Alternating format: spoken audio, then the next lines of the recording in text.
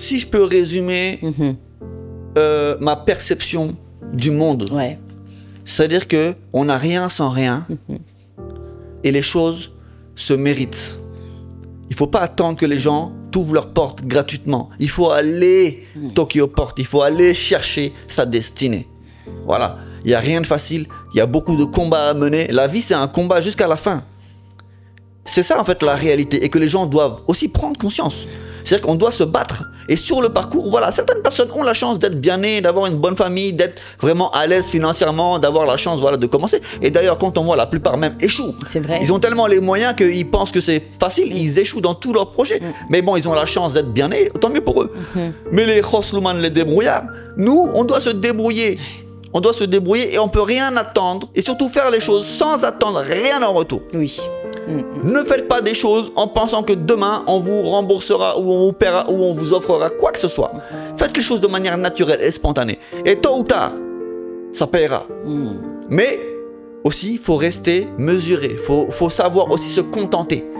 Faut pas avoir les yeux plus gros que le ventre. Voir que l'autre, il a une grosse voiture, qu'on veut la même chose. Tu sais même pas si ce gars-là, la voiture qu'il a, lui appartient.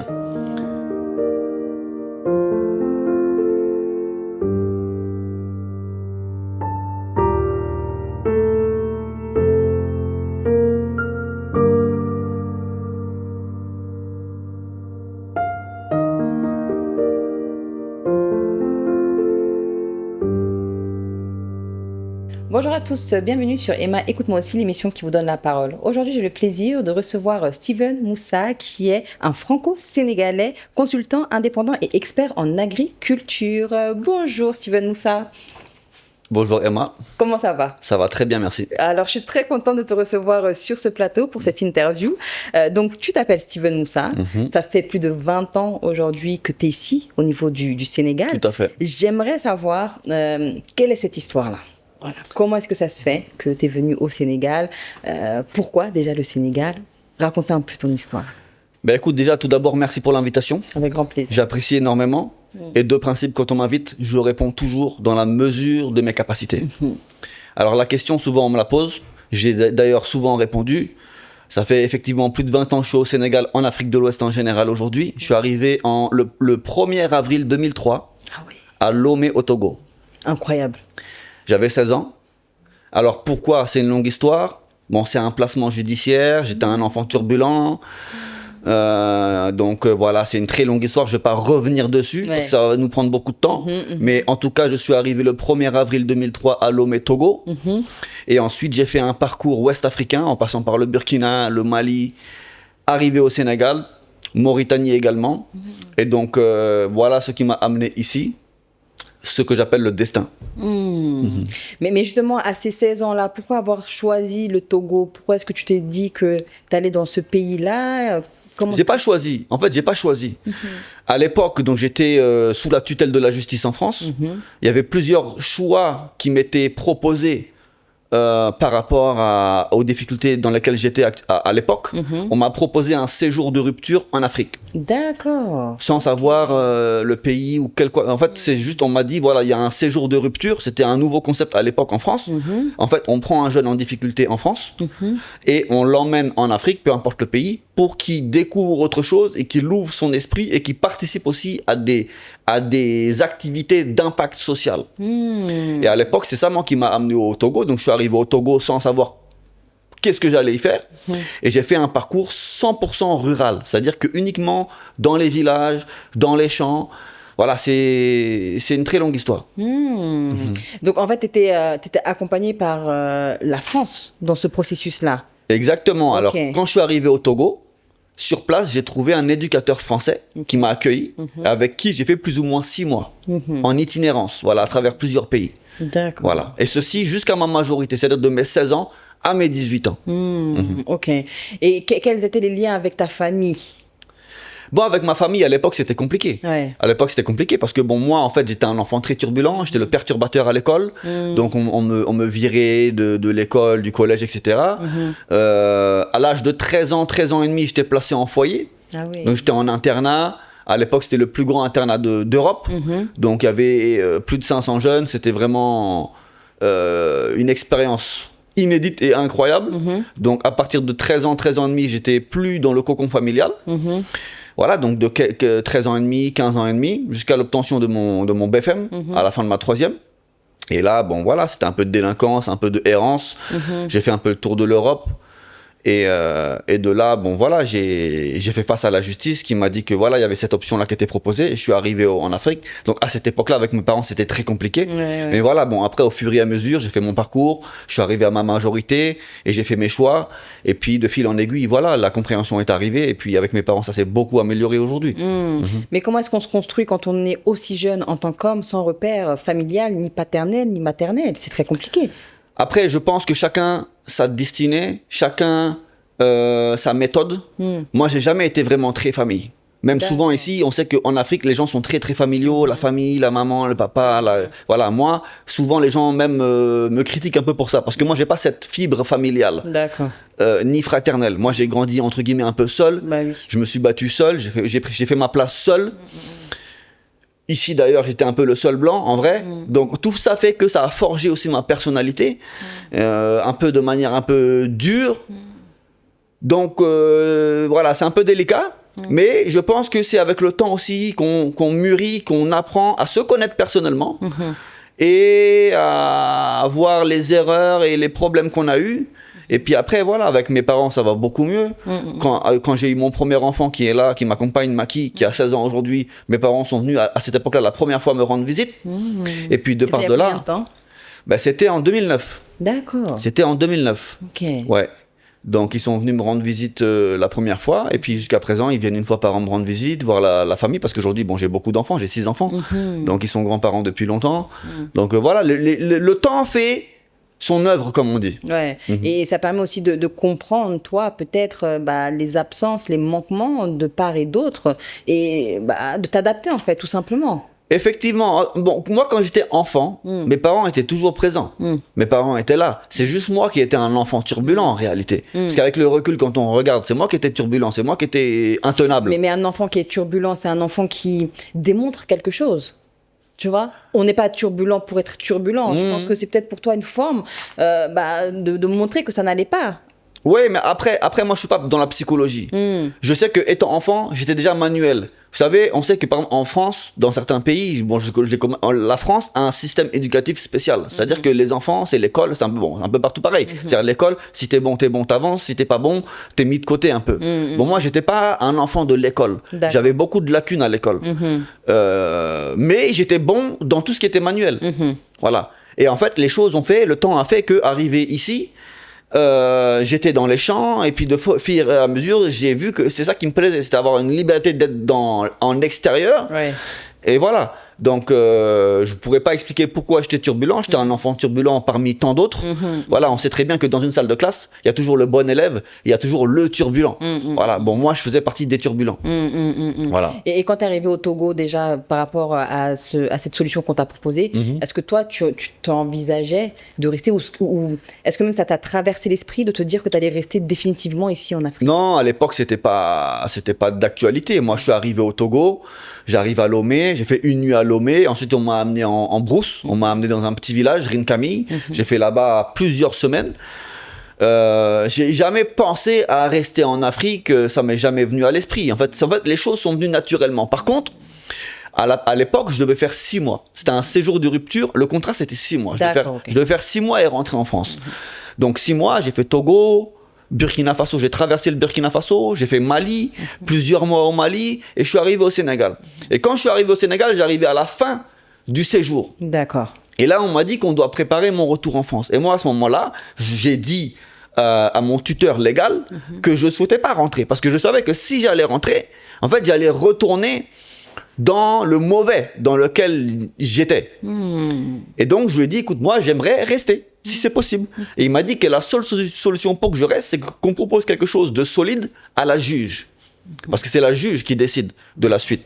Et je lui ai dit à ce moment-là, comme j'étais déjà dans le milieu rural, dans le domaine agricole, dans les champs, j'accompagnais les villageois, etc. J'ai dit, voilà, bon, moi, ce que j'aimerais faire, c'est une formation agricole. Et donc, à ce moment-là, il m'a trouvé un centre de formation au niveau de la Caritas Kaolack, à Keur Babou Diouf. Et j'ai signé là-bas pour une formation de 1 an. Voilà. Bon, finalement, j'ai fait 7-8 mois parce qu'il y a une partie que j'ai pas faite. D'accord. Que j'étais toujours têtu. Il y a des choses que je voulais pas faire, je le faisais pas. Donc, j'ai fait 7-8 mois et ça a prolongé mon séjour. Ouais. Et par rapport justement à cette transition-là, dans quel état t'es venu en Afrique? Non, il n'y avait pas d'état spécifique. À l'époque, en fait, j'étais chez ma grand-mère. J'étais en transition chez ma grand-mère polonaise. Et bon, c'est le destin qui a fait qu'il y a une option qui m'a été proposée. Parce qu'en fait, à l'époque, il y avait 2 options.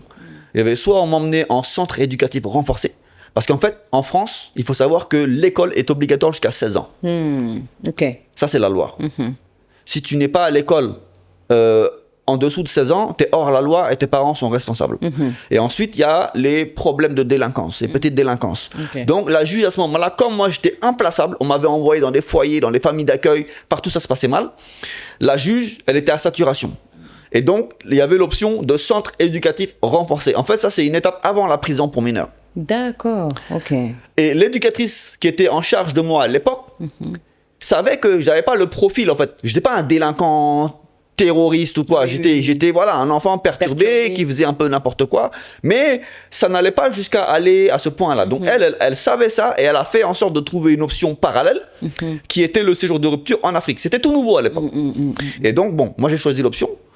Étant donné que j'avais des liens aussi à l'Afrique via des amis d'enfance, via d'où je venais en banlieue parisienne et autres. Donc j'ai dit, écoute, pourquoi pas, c'est une opportunité. J'étais chez ma grand-mère et de chez ma grand-mère, je suis parti en Afrique. Voilà, au Togo. Ouais. Et t'étais déjà parti en France ou pas, en Afrique? Jamais. Jamais. C'était la première fois que je prenais l'avion. Et du coup, quand t'es arrivé, qu'est-ce que tu t'es dit? Non, je me suis rien dit spécial. Moi, tu sais, en fait, à un certain âge, tu te rends pas compte des choses. Moi, j'avais 16 ans, je suis arrivé, j'avais mon sac à dos, je passe la douane, le petit blanc, j'arrive, je sors, je vois, bon, voilà, c'était un autre monde, un autre univers. Bon, déjà, c'était la première fois que je prenais l'avion, donc bon, voilà, j'arrive au Togo, il y a un blanc qui vient me chercher avec une grande barbe, le boubou, tu vois, un peu le baba cool. Ouais. Voilà, tranquille, il me paye un coca, voilà, salutations, truc, et puis les choses se sont passées comme elles devaient se passer. Ouais. Et du coup, quand on t'a dit que c'était l'heure de rentrer là en France, qu'est-ce que l'Afrique t'a apporté que la France ne t'a pas apporté? Non, ça c'est compliqué. Je peux pas dire que la France m'a rien apporté parce que comme je dis, avec le retour, en fait, tu sais, avec l'expérience. Aujourd'hui, j'ai 39 ans. Ça fait 23 ans que je suis là. J'ai fait plus de la moitié de ma vie ici. Et souvent, quand je vois des jeunes arriver, ou même de la diaspora venir en Afrique, je dis, il faut pas oublier qu'on a la chance d'être français. En tout cas, moi, de ma génération, on est des enfants issus de l'école de la République. On a eu la chance d'avoir une ouverture d'esprit, de grandir avec les reportages, avec pas mal de choses, la géographie, de savoir un peu ce qui se passe dans le monde. Une ouverture d'esprit et surtout d'avoir un passeport puissant qui nous permet de voyager là où on veut si on en a les moyens financiers. Donc je peux pas dire que l'Afrique ou la France, en tout cas l'Afrique m'a apporté beaucoup parce qu'aujourd'hui, qui je suis aujourd'hui, c'est l'Afrique qui a fait de moi qui je suis aujourd'hui. Donc, mais après rentrer dans des détails, parce qu'en fait ça devient de la psychologie. Moi j'ai du mal un peu à définir les choses comme ça. Non, en fait c'était plus parce que tu vois, tu savais que si tu rentrais en France, t'allais refaire des bêtises, alors qu'en Afrique, tu le faisais pas. Donc, en ce sens, qu'est-ce que l'Afrique t'a permis, en fait, de canaliser, que peut-être la France n'a pas réussi à te donner? Et ça, c'est des fois, c'est des contextes, hein, c'est des environnements, c'est pas mauvais. C'est juste que des fois, il y a un environnement qui n'est pas propice à un enfant. Exactement. Tu vois? Exactement. Et c'est ça que j'aimerais savoir, parce que c'est quand même incroyable. C'est pas tous les enfants qui arrivent aussi à s'adapter aussi facilement et même à refuser de retourner sur leur terre natale. Tu vois, de là où tu viens, de là où tu es né. Exactement. Donc, ce déclic-là, tu vois, qu'est-ce que ça t'a apporté, en fait? En fait, ce que tu as dit, c'est un mot important, c'est l'environnement. Moi, je savais, avant d'arriver chez ma grand-mère, j'avais 15 ans et demi. En fait, quand j'ai quitté le foyer à l'obtention de mon BFM, j'ai quitté le foyer où j'étais. Et de part de là, c'est là où j'ai eu une errance. Donc, j'étais dans ma zone, je faisais des choses pas très net. Après, j'ai fui la zone. Je suis parti en Espagne, je suis parti à Andorre, je suis parti à Amsterdam. J'ai fait le tour jusqu'à qu'on m'attrape. Et là, c'est là où est arrivé encore une zone de foyer. J'ai fait des foyers en foyer, des maisons d'accueil jusqu'à arriver chez ma grand-mère. C'est l'environnement. C'est une réalité dans laquelle tu vis. On traque, on cherche, on se débrouille. Arrivé en Afrique, j'étais plus dans ce contexte-là. J'étais dans un autre monde. J'ai réussi à prendre ma place et il y a des choses, j'ai rencontré des gens, j'ai eu des histoires c'est une histoire très très longue. Mais par exemple, au Mali aujourd'hui, pourquoi j'ai choisi de faire une formation agricole à l'époque? J'ai déjà expliqué cette histoire-là. Quand j'étais au Mali, j'étais dans un village qui s'appelle Mpanko, à Dialakoroba. J'étais dans une famille. La famille, il n'y avait que 5 filles, il n'y avait pas de garçons. Et à cette époque-là, c'était l'époque de partir au champ pour la saison des pluies. Et j'accompagnais tous les jours ces filles-là. Jusqu'à que, pendant 3 mois, jusqu'à qu'il y ait une histoire, entre guillemets, d'amour qui me lie avec une des filles de la maison. Et malheureusement, j'ai dû quitter pour partir au Sénégal, pour faire ma transition de retour en France. C'était un peu une rupture brutale. Ouais. Même arrivé au Sénégal, à l'époque, je pleurais. Parce que je voulais retourner là-bas. Je me sentais bien là-bas. Mais il y avait des réalités.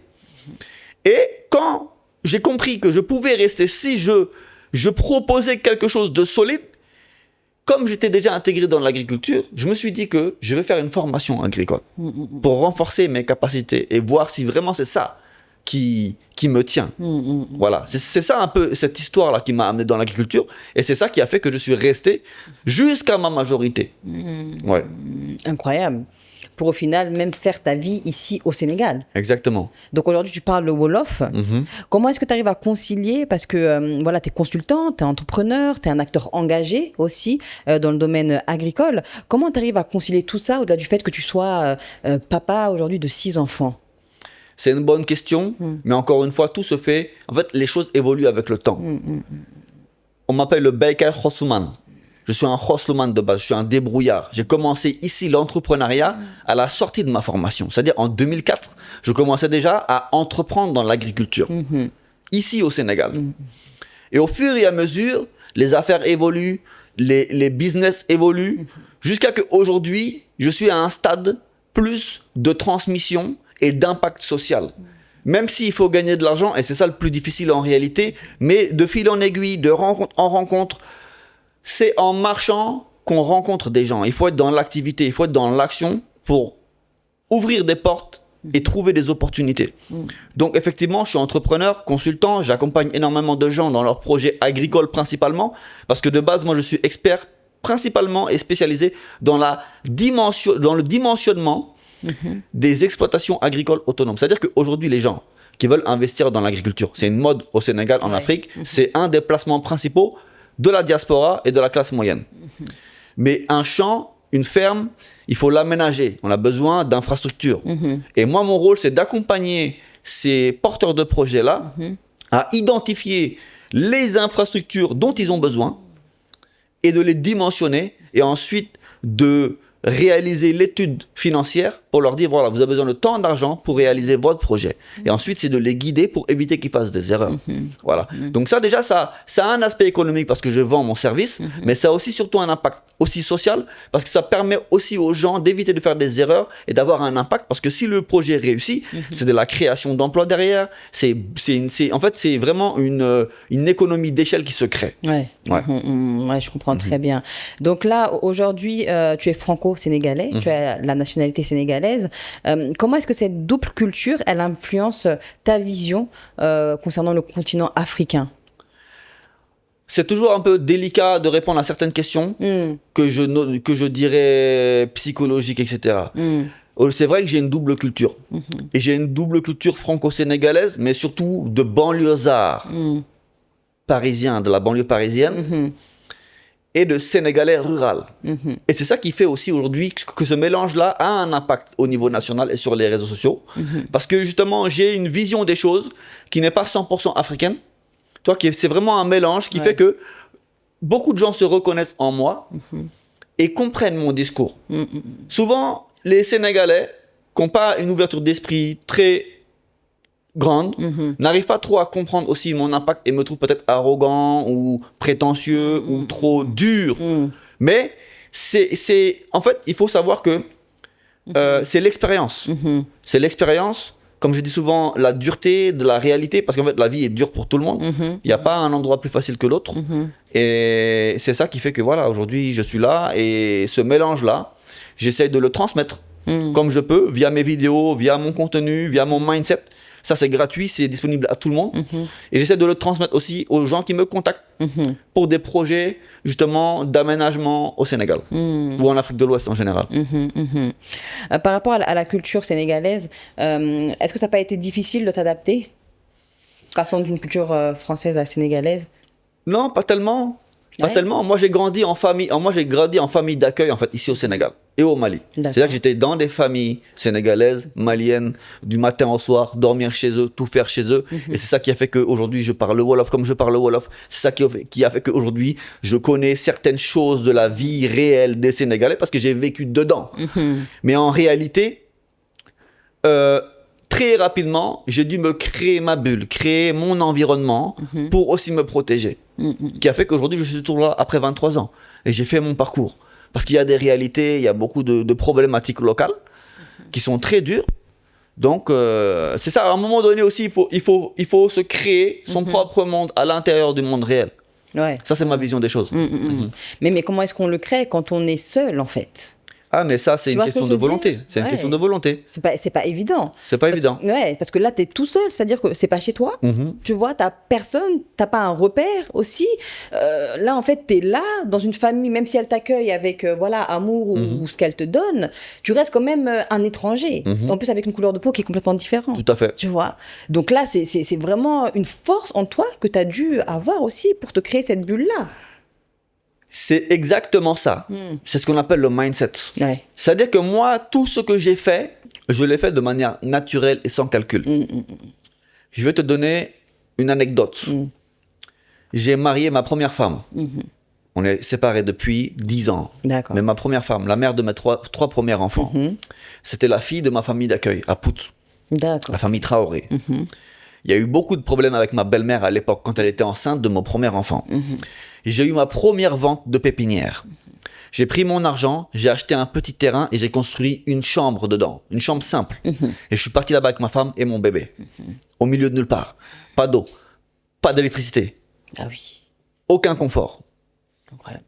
Et c'est là où l'histoire entrepreneuriale a commencé. C'est-à-dire que moi, je ne pouvais pas lâcher l'affaire. Je ne pouvais pas voyager. Il fallait que je gère mon foyer et trouver l'argent. Et les gens qui me connaissent depuis cette époque-là m'ont connu avec une mobilette, ma tronçonneuse, mon coupe-coupe et aller chercher l'argent dans les champs des gens et de vendre mes prestations. Donc tout ce que j'ai fait, je ne l'ai pas fait de manière consciente. Comme je dis toujours, pour moi, le plus important, c'est son instinct. J'ai fait les choses de manière instinctive jusqu'à ce jour. Voilà. Et c'est ça que j'encourage les jeunes souvent à ne pas suivre les modes, à ne pas suivre les vagues ou les gens, mais suivre son instinct. Qu'est-ce que tu sens qui est bon pour toi? Qu'est-ce que tu veux faire? Et essaye de le faire. Malgré que les gens vont te décourager, malgré qu'il y ait des blocages, essaye de faire ce que tu veux faire, essaye de le faire surtout bien. Et un jour ou l'autre, tu vas trouver ton chemin. C'est ça qui a été ta force, quoi. Ouais, exactement. Mais comment on fait pour trouver ce qu'on veut faire?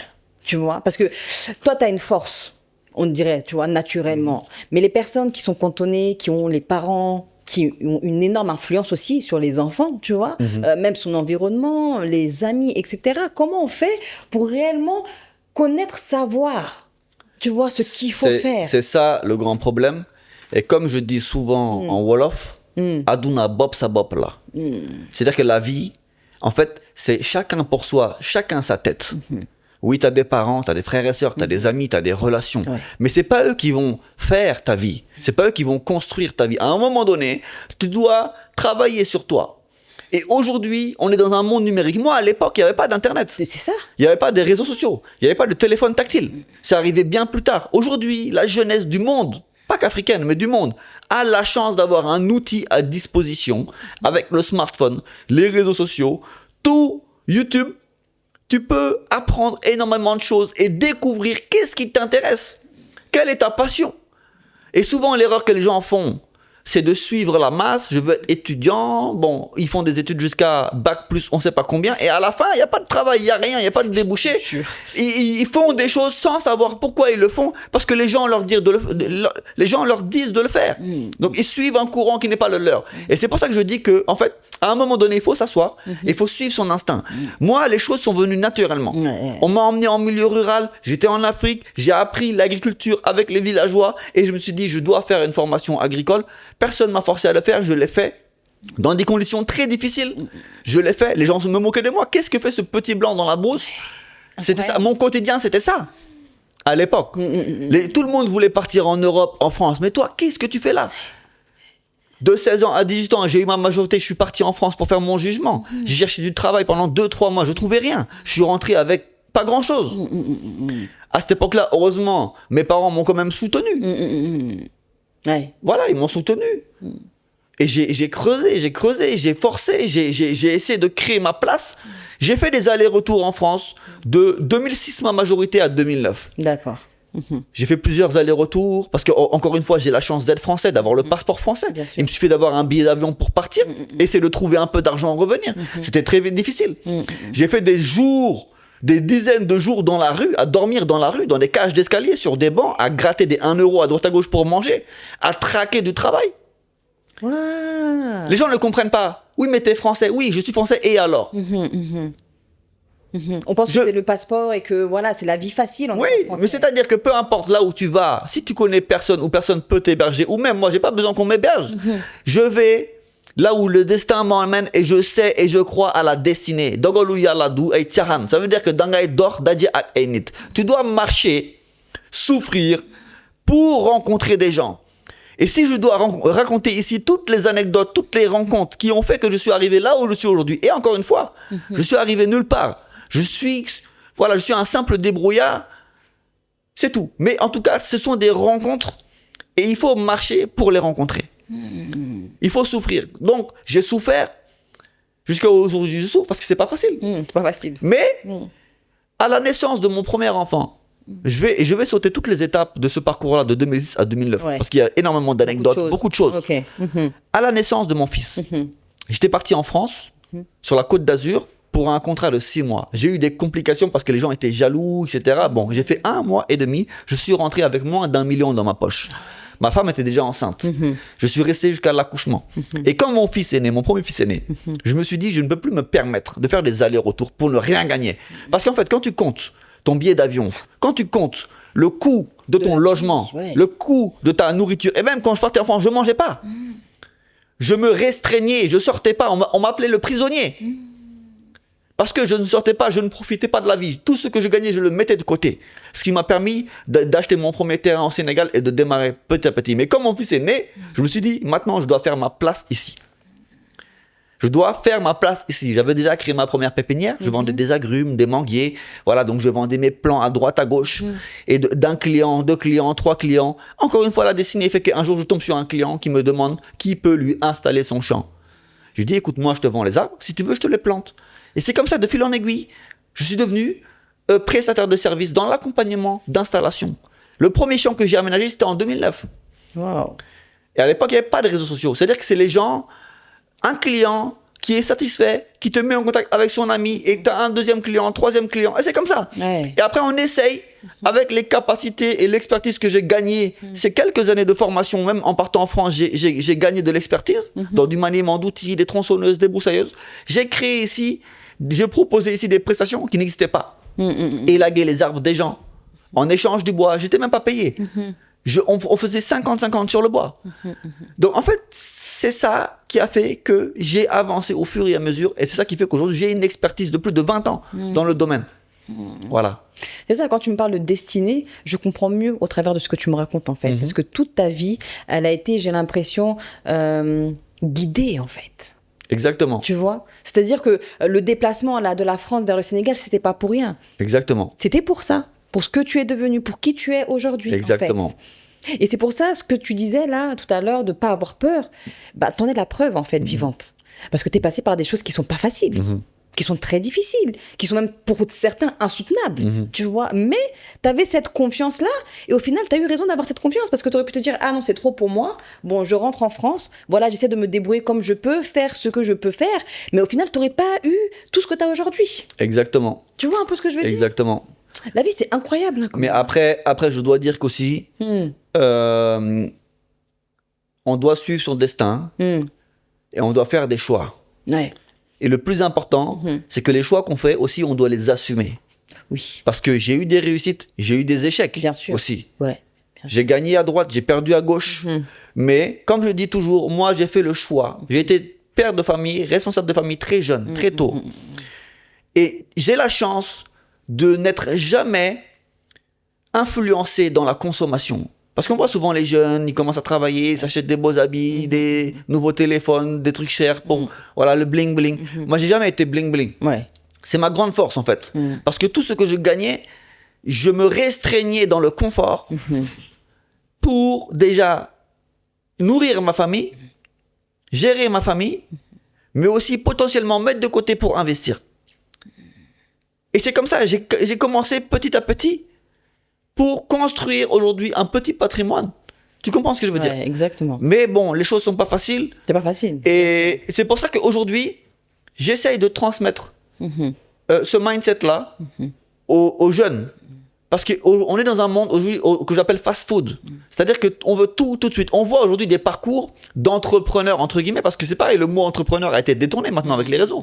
On pense qu'entrepreneur, c'est Dubaï, Washington, les grosses voitures. Entrepreneur, c'est pas ça. L'entrepreneur, c'est un débrouillard qui a une idée, qui essaye de la valoriser, qui essaye de vendre. L'entrepreneur, c'est un vendeur. Il vend son idée, il vend son service, il vend son produit. Donc, j'essaie de faire comprendre aux gens que l'entrepreneur, c'est pas le Dubaï que tu vois sur les réseaux sociaux. Ça, c'est du bullshit, comme on dit. C'est du rêve. C'est des vendeurs de rêve, tous ces gens-là. Voilà. Maintenant, il y a des parcours de réussite. Mais quand tu regardes tous ces gens-là, ils ont mis des dizaines, des décennies pour construire leur patrimoine et leur personnalité. Ça s'est pas fait en un claquement de doigts. Et dans l'ombre, généralement. Exactement. Tu vois. C'est-à-dire qu'ils construisent d'abord la fondation, le fondement, avant d'exposer ou avant de montrer, ou même que ça soit visible, en fait. C'est exactement ça. Et c'est ça qu'on oublie, en fait, en 2026, là, ou même voilà, dans ces années-là, c'est qu'on veut la réussite et on pense que la réussite, ça vient facilement. Tout à fait. Alors que non, ça vient pas facilement. Tout à fait. Il faut batailler, il faut travailler, il faut tomber, il faut se relever, il faut retomber encore pour réussir, justement. Ça fait partie du process, en fait. Tout à fait. J'ai envie de dire quelque chose. C'est que moi, à mon époque, là, on parle de 2003, mon arrivée en Afrique, il n'y avait pas de réseau, il n'y avait pas d'internet, il n'y avait rien. Tu n'avais pas vraiment d'inspiration. Mais aujourd'hui, on a une émission comme Emma Talk Show qui permet d'inviter des personnalités, des gens, même des inconnus, pour communiquer. Et rien que ça peut inspirer des gens. C'est vrai. C'est pour ça que j'invite les gens aussi à vraiment chercher. Allez chercher l'information. Allez chercher l'inspiration. Parce qu'elle est à disposition et c'est gratuit. Ouais, exactement. Voilà. Et à partir de là, réfléchissez, prenez le temps de réfléchir avant de choisir un parcours entrepreneurial, professionnel ou d'études. Il faut prendre le temps de réfléchir et d'analyser. Ce choix-là, aujourd'hui, qu'est-ce que ça peut m'apporter demain et est-ce que ça me convient? Parce que souvent, les gens font l'erreur et perdent des années. Perdent des années parce qu'ils ont fait le mauvais choix et après, ils se plaignent. Mais qui est responsable? Ce sont les seuls responsables de leur choix. Et ils doivent assumer leur choix. Voilà, c'est simple. Et ce serait quoi ce que tu as appris de toute ta vie, là, de tout ton parcours, si tu peux le résumer? Si je peux résumer ma perception du monde, c'est-à-dire qu'on n'a rien sans rien et les choses se méritent. Il ne faut pas attendre que les gens t'ouvrent leurs portes gratuitement. Il faut aller toquer aux portes, il faut aller chercher sa destinée. Voilà, il n'y a rien de facile, il y a beaucoup de combats à mener. La vie, c'est un combat jusqu'à la fin. C'est ça en fait la réalité et que les gens doivent aussi prendre conscience. C'est-à-dire qu'on doit se battre. Et sur le parcours, voilà, certaines personnes ont la chance d'être bien nées, d'avoir une bonne famille, d'être vraiment à l'aise financièrement, d'avoir la chance voilà, de commencer. Et d'ailleurs, quand on voit, la plupart même échouent. C'est vrai. Ils ont tellement les moyens qu'ils pensent que c'est facile, ils échouent dans tous leurs projets. Mais bon, ils ont la chance d'être bien nés, tant mieux pour eux. Mais les khoslouman, les débrouillards, nous, on doit se débrouiller. On doit se débrouiller et on ne peut rien attendre. Et surtout faire les choses sans attendre rien en retour. Oui. Ne faites pas des choses en pensant que demain, on vous remboursera ou on vous paiera ou on vous offrera quoi que ce soit. Faites les choses de manière naturelle et spontanée. Et tôt ou tard, ça paiera. Mais aussi, il faut rester mesuré. Il faut savoir aussi se contenter. Il ne faut pas avoir les yeux plus gros que le ventre. Voir que l'autre, il a une grosse voiture, qu'on veut la même chose. Tu ne sais même pas si ce gars-là, la voiture qu'il a, lui appartient. Parce que tout ça, c'est de la fumée. Voilà. Donc, c'est pour ça qu'il faut savoir se contenter aussi. Ça, pour moi, c'est le meilleur conseil que je peux donner aux jeunes. Contentez-vous de ce que vous avez aujourd'hui et essayez de le fructifier pour que ça devienne plus demain. Mais ne voulez pas directement avoir le paquet. Voilà. C'est le temps qui fait son œuvre, comme on dit. Waouh, Steven Moussa. Mais je suis trop contente. En tout cas, merci. Je suis trop contente parce qu'aujourd'hui, on perd ça. L'authenticité, c'est des discours bien faits, du rêve qu'on veut vendre. Non, il y a la réalité. Là. La réalité, c'est ça, en fait. Exactement. Tu vois, la réalité, c'est ça. Faut qu'on arrête de vouloir donner des paillettes aux yeux, surtout les jeunes là qui regardent les réseaux sociaux en pensant que ah non, la vie c'est comme ça. Non, c'est pas comme ça. C'est ça. Pour réussir, il faut aller chercher la réussite. C'est ça. Il faut batailler, il faut suer en fait. Tu exactement. vois, et des fois, il faut se mettre des gens à dos aussi pour réussir. Et c'est exactement ça. Et j'ai envie de te dire quelque chose. Parce que les réseaux sociaux, même moi par exemple, on voit mes vidéos, on pense que peut-être tout va bien. Mais il y a des périodes où c'est compliqué. Il y a des périodes où il y a des dépressions, où on se pose des questions. Moi-même, ça m'arrive. Ça m'est arrivé il n'y a pas longtemps. J'étais un peu dans le creux de la vague, comme on dit. Parce que tu as le haut de la vague, tu surfes, tout va bien. Tout fonctionne et puis tout d'un coup, il n'y a plus rien, tu es dans le creux de la vague. Et là, tu te poses des questions, tu te remets en question. Est-ce que tu as fait les bons choix?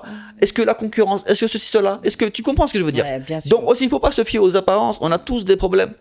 On essaie tous de régler nos problèmes.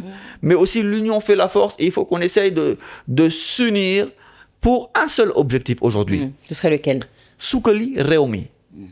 C'est-à-dire faire en sorte qu'on soit ensemble pour développer le pays. Aujourd'hui, le Sénégal, l'Afrique de l'Ouest, l'Afrique en général, a un fort potentiel, il y a beaucoup de choses à faire. Et on a besoin de la force de la jeunesse. On a besoin d'associer tous les esprits. Parce que chacun apporte. En fait, la chaîne, c'est plusieurs maillons.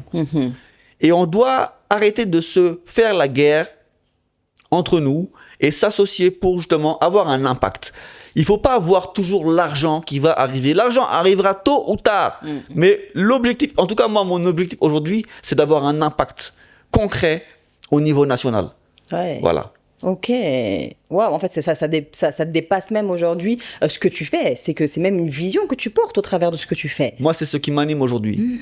Encore une fois, l'argent, c'est le nerf de la guerre parce que c'est ça qui nourrit notre famille et on doit en gagner. Bien sûr. C'est inévitable. Mais moi, aujourd'hui, ce qui m'anime, c'est d'avoir un impact concret au niveau national. Mon domaine, c'est l'agriculture très très largement. Le programme palmier à huile et tout ça. Ça, c'est des choses qui ont un impact social, environnemental, général. C'est ça que j'essaie de porter aujourd'hui au niveau national, au niveau ministériel, au niveau des agences, tout ça. C'est des choses que je fais avec le cœur d'abord, avant même de chercher l'argent. Voilà. Donc, c'est ce que je peux dire aux jeunes. Essayez d'avoir une vision pour le développement de votre pays. Et tôt ou tard, vous allez voir que ça fonctionnera. On appelle ça l'entrepreneuriat social. Ouais. Et tu es fier aujourd'hui de toi, de ce que tu as accompli?